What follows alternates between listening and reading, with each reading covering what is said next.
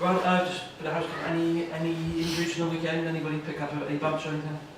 No. We got through the game with on a clean bill of health, which is really pleasing.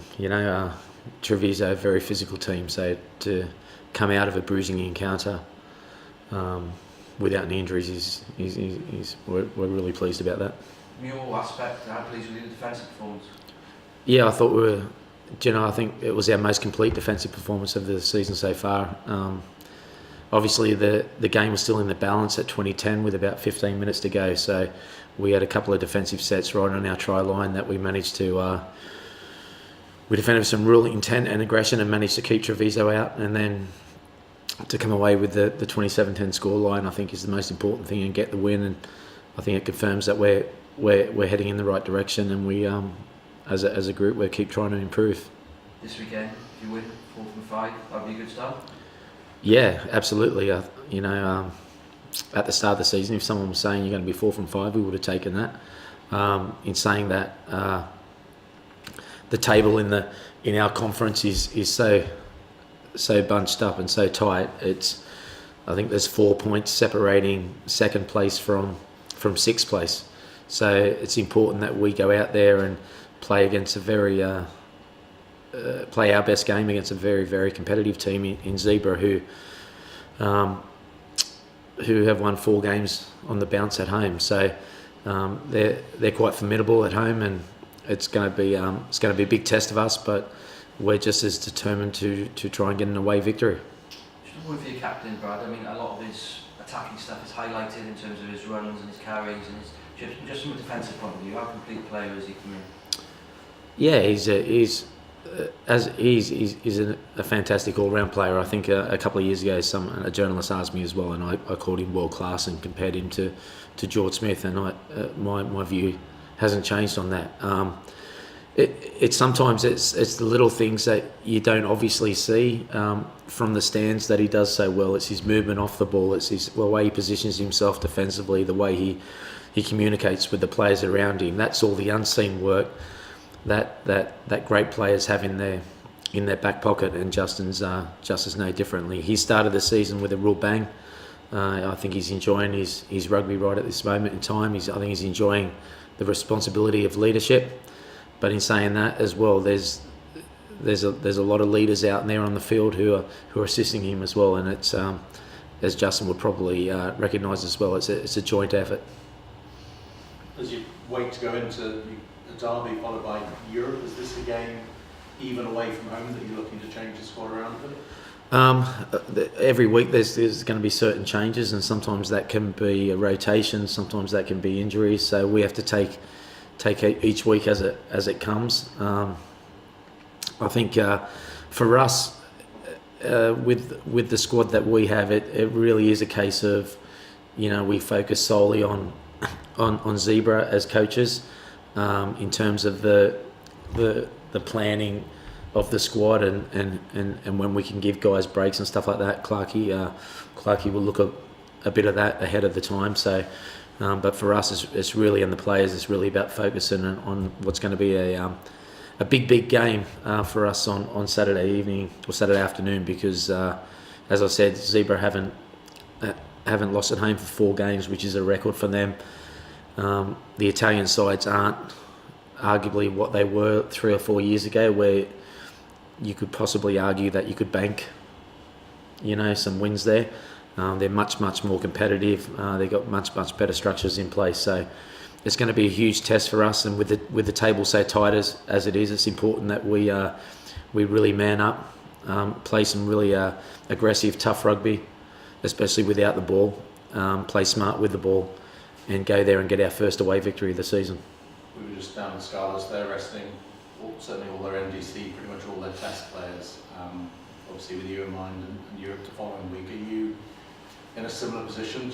You've got to give them breaks, haven't you? I know Munster, they have that break, but yeah, you have to try and find windows of opportunity where you can give them breaks, whether that's going to be this week or the following week or the week after. That's still yet to be determined. But with the NDC, there's only a finite amount of games that these guys can be available for, and it's about us as a group, and Clarkey's all over it, just finding the right time for these guys to miss a game. What that does provide though is an opportunity for the rest of the squad to get up to speed and keep getting some meaningful experience in some top end games. So we know we've got a skinny squad, so we need to utilise it as effectively as possible.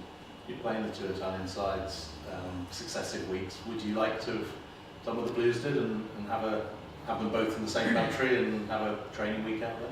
No, not really. No, I think for the Blues it didn't work out quite well, did it? So for us, I think sometimes the beauty about going away from home and having that travel, albeit a flight and bus journey, it brings the squad gets a little bit tighter together, and we're all focused on that. So whether it's you have one at home and one away, it's the travel in our competition is all part and parcel of what it is.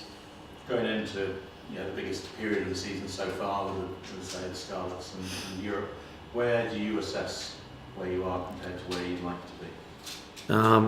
I assess us in terms of we've won three games out of our first 4, which is a solid start. I think we're still growing our game. We understand as a group that we can't be 10% off, 20% off against any team in this competition, because you'll get turned over. So what we do is every week we try to look at the week ahead, try to train as effectively and as effectively as we can, and we look to try and prepare for what's right in front of us and not what's not beyond that. That's for the planners to look at, but for us it's really about trying to deliver performances and training performances that are going to help us, and a game plan that's going to help us win the game on Saturday. You said in your previous answer that you was a skinny squad. With that in mind, are there any of the younger players that perhaps aren't as well known that have really impressed you that you think's got a big future? Yeah, I do. For example, TN Thomas Wheeler come off the bench against Munster and had a couple of nice touches. So just a valuable experience for him away from home in quite a hostile environment. So there's young players that are impressing us out on the training field, but the best chance for them to impress is in game time. I think the new competition underneath us is helping that, because the guys are getting exposed to better levels of rugby as a squad, which will only help our first team. So, I think a lot of the young guys have stepped up this year as we expect they should do. They've still got plenty of growth in them, but the biggest growth they can have is out in the training field and also getting some games under their belt. So they have to be ready mentally and physically, so that when they do get the opportunity, they're able to take it with both hands. This 18 development sector, obviously there's been a lot of debate around that, but given the fact that you have these with that system, you have the younger players in camp virtually all week, then does that is that helping you? Is it a bit more beneficial than it was maybe last season and the year before with them going to Premiership clubs? 100%. It's an opportunity for those players and the coaches that we have, the likes of Bish and Fuss and those sort of guys to actually prepare a team for that week. They also get the opportunity to travel to the same grounds that possibly they're going to, if they get promoted to the senior side, will be playing at as well. So that kind of exposure is so valuable for their growth. It's an opportunity for them to gain some match fitness whilst under our eye as well, and playing to the same sort of similar structures. So there's actually, you're not having to have a guy, for example, be away for 3 weeks in Premiership sides and then maybe drop a few habits that we have to correct when he comes back. And I'm not saying that's right or wrong. It just helps us to have them all under one umbrella, and I think it's a great addition really for those players. Can I just ask as well, with Scott Williams injured, Joe Thomas had a chance to play quite well on the weekend. What have you made of his progress so far? I think he's really grown as a player this season. I think he's gained a lot of confidence from what he's done out in the field. I think the way Matty Sherritt's handled him out on the training field and encouraged him, I think you've seen a real growth in Joe, and I thought we saw a bit more of that again on against Treviso. So I think Joe's got a really good opportunity in front of him that he's taken with both hands, and it's up to Joe now to keep hold of the shirt. So I've been really pleased with Joe, both with the ball and without the ball, and I hope that continues.